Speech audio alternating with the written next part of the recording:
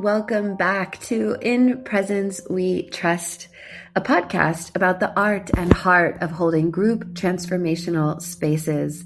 I'm Rachel Rickards, founder of the Field Facilitator Training and creator and host of this podcast, which is turning into a beautiful sanctuary and journey space for both aspiring but also experienced group facilitators who are looking to evolve their craft in emergent facilitation and embodied leadership, and who are just wanting to be touched by the harvested insights from other leading edge facilitators doing powerful work in the world. So I've been so touched to continue holding this space, to continue having conversations with both people who are my really dear beloved friends, also people I've never worked before and I'm just meeting now for the first time, and people kind of in between.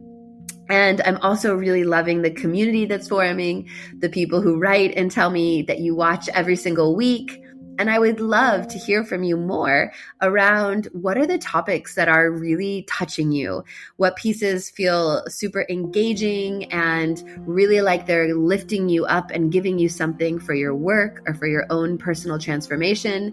And what would you love more of? So if you have answers to either of those questions, please reach out and share with me or comment on any of the videos or threads where you're following these conversations. We have a community group in Facebook called the Facilitation Collective in Presence We Trust. So you can also look for the Facebook group and find and follow the community conversation there. In this episode today, I'm joined by very special guest, Camilla Larsen, who is based in Copenhagen, Denmark, and is a very dear kind of soul friend and ally who I recently met and just had the most hilarious time with. We both love to laugh and love to be kind of sarcastic and funny and playful, all at the expense of ourselves. And we have a great time doing it. So hopefully you catch some of those vibes on this call today. Camilla is an embodiment facilitator. She's a dancer and a mover. And she is one of these people who is the embodiment of living, what does she say? Preaching what she practices, which I love this. It's not practice what you preach, it's preach what you practice. Girl, oh, that's good stuff. So today we kind of share, in the episode, we share about that mutual experience we've both had over the last year where everything just burned down to the ground, and how to be a facilitator and how to turn the mess into medicine. I just love this. We mention our soul recognition. We speak about Camilla's journey and all of the different practices from Qigong to Nia movement to also soul motion and all of the different modalities that have both touched and inspired and been the intimate practices that Camilla has deepened into herself, and the ones that she threads through to develop her latest body of work, which is called Embodied Permission. We end with her giving her greatest advice to someone who would be just starting out on the path from where she started, 20, 30 years ago. So very special, very wise, witchy medicine woman who I cannot wait to share group space with sometime soon. So if you're ready to join me, let's begin by taking a deep breath.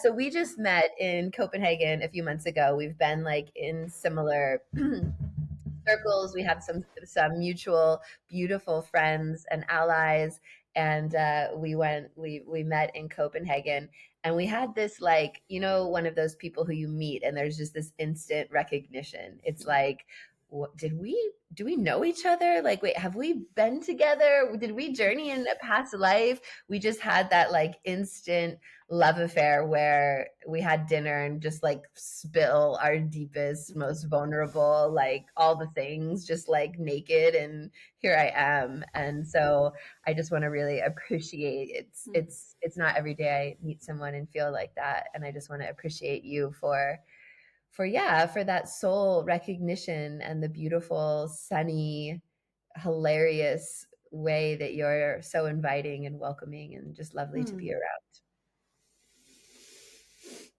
Thank you, love. My Yeah. whole body sits in knots and in Yeah. yesness of, yeah, me Mm, too. mm, Um, mm.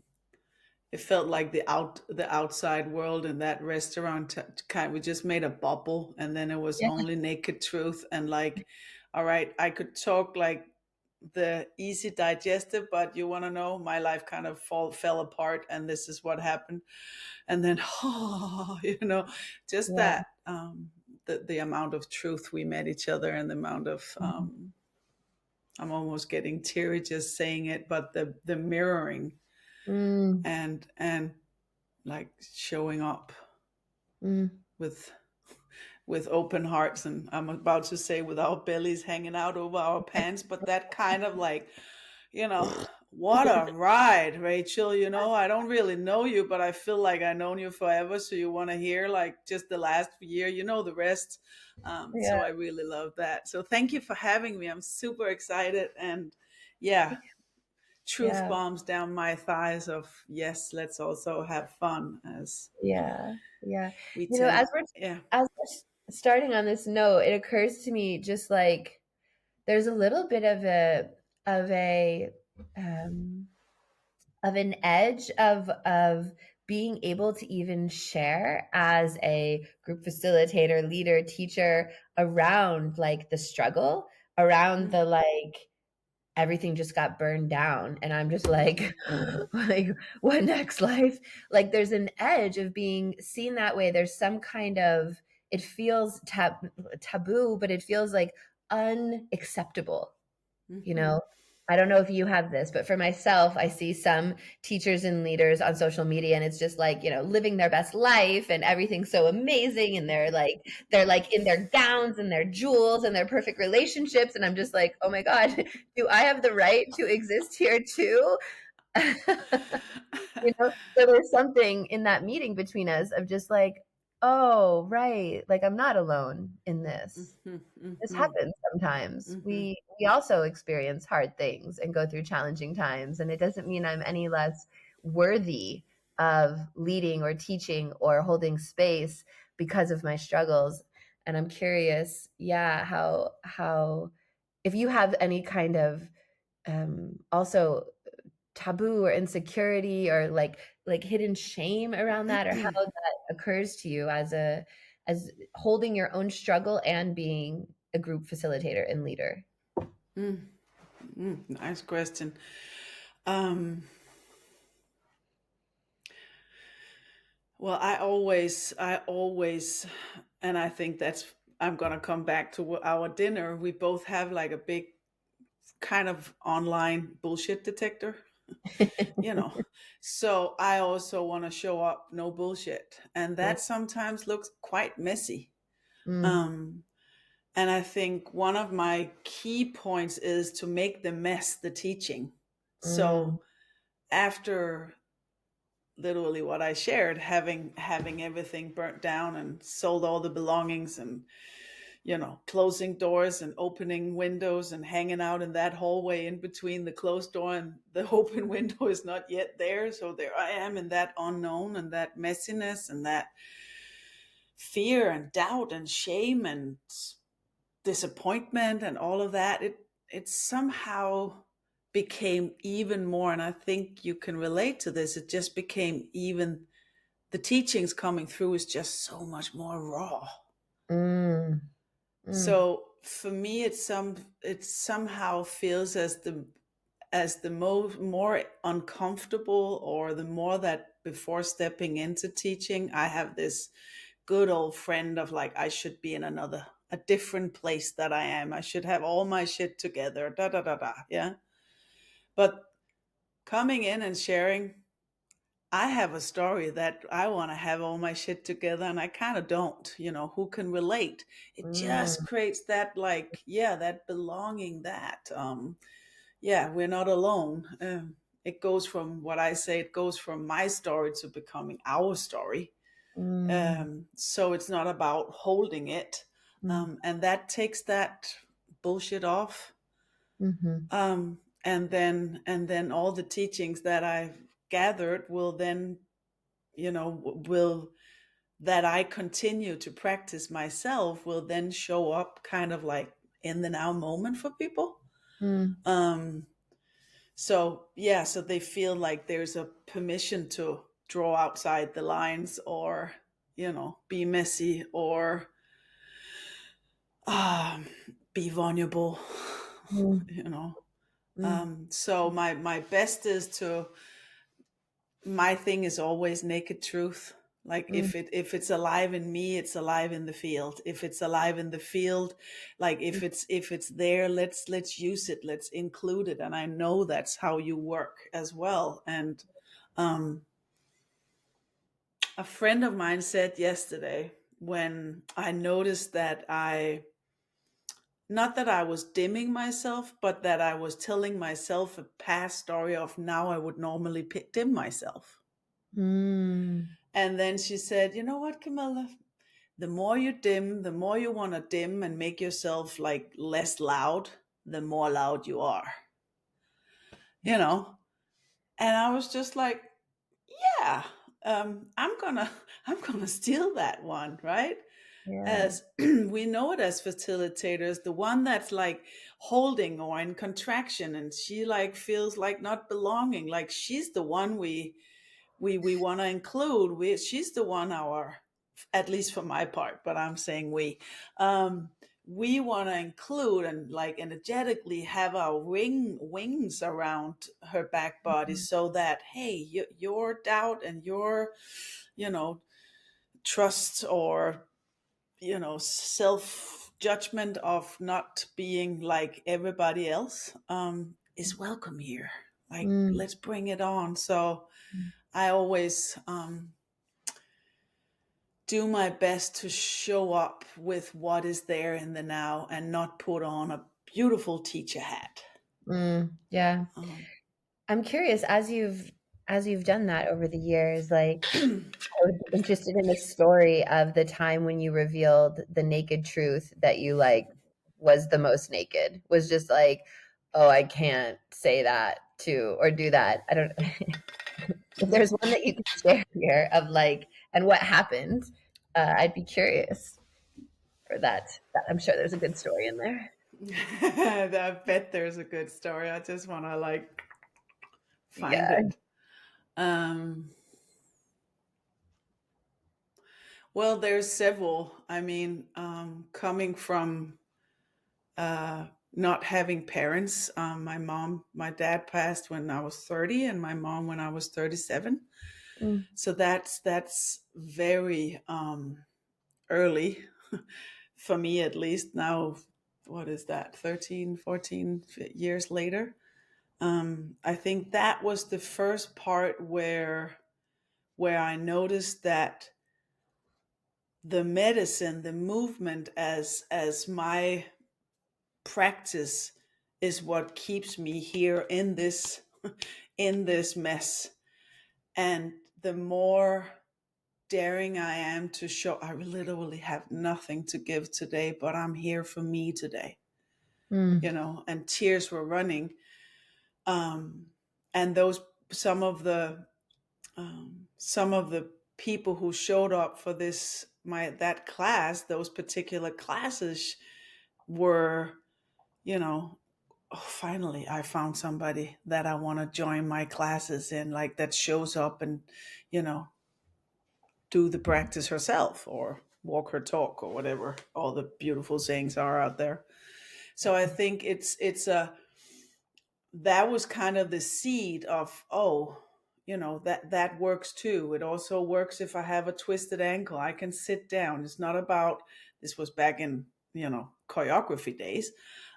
It's not about having a fit body or a perfect centered emotionality. No, it's the presence. Mm, And that's why I love about this: in presence we trust, right? What is in current in the present moment is the teaching. So how can we invite it in? mm. I'm buying myself a little time to come up with a really good story of when this happened. But I'm saying that, like, I think it's also, as a facilitator, a matter of like joining the 10,000 hours club. Like, we need to show up, one at one, and do those, like, make those choices, and we take that risk, and sometimes it works, and sometimes it's just like hallelujah, at the same time, of like, wow, I look like a mess inside. And it just turned out like my exhale just worked perfectly for this person in the room. I've done many exhales, just like your deep breath, my goddess of deep breaths, right? Um, but that day was just that, Yeah. Um, Yeah. I think my best story was, I had my first embodied presence training, where it was my first training, um, and everything at that point had broken apart. And we arrived in the room, and they were lying on the floor. And as I was about, like, just they were just in their arrival. We were honoring what parts of us has arrived, what are still arriving in their arrival. And I'm about to share, like, the whole why this training was created, or why embodied permission was created, and how. And I just fell apart. Like, Mm, they were all lying. They had no idea, but it was just pouring, as the what was moving through me was so beyond me, so not about me, but all about the field. It was just, mm, this is the threshold I now step over, where it ends by me holding anything. I simply just need to show up. So I'm just crying, and they're just lying in their landing, and I'm letting all the tears land. And then I just began talking with the tears and mm. sharing, that I can't even remember, but something along the ways of um, showing up with everything we are, is not only are you needed, you're necessary, as you and I take remembership, and here I am falling apart, and together we're more together than alone. Like, I began riffing some of that which came through, but it all came with tears, Mm, and a taking an ownership of storytelling rather than teaching something, teaching mm, a practice. So I think that nakedness was more of a, all right, either I fall apart the rest of the day, or these people who have invested in a training for the next 3 months, maybe I just, show up with what is there. yeah. And that became like that amazing,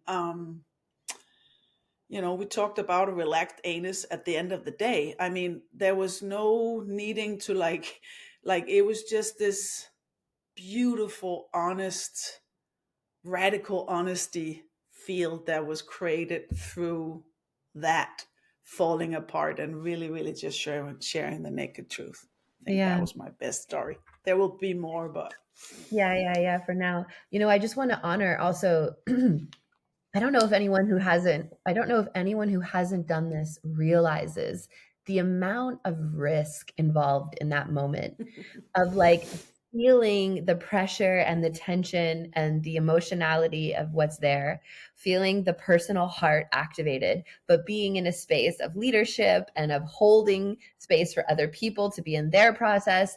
And there's like this real conflict in that, like, oh, and that choice point of like, Mhm. do I lean in and be a person right now and invite you into that? Or do I lean out and just like zip up and hold me and hold you, but also detach from the preciousness of what's more true underneath this thing we're supposed to be doing, which if it isn't Mhm. this, what are we even doing together? But I just like the risk of that moment and Mhm. what's involved in that, taking that step to go, you know what? I'm going to freaking lean in and I'm just going to bear it all. And I'm going to trust, like the trust that the group is going to meet you and receive you, or maybe not. The trust that even if they don't, everything's going to be okay is like such an insane moment. Mm. Mhm. Yeah, and you also asked, what did I do? So let's begin with ground. Where does ground come and meet you? Where is Mm, ground having you on her shoulders?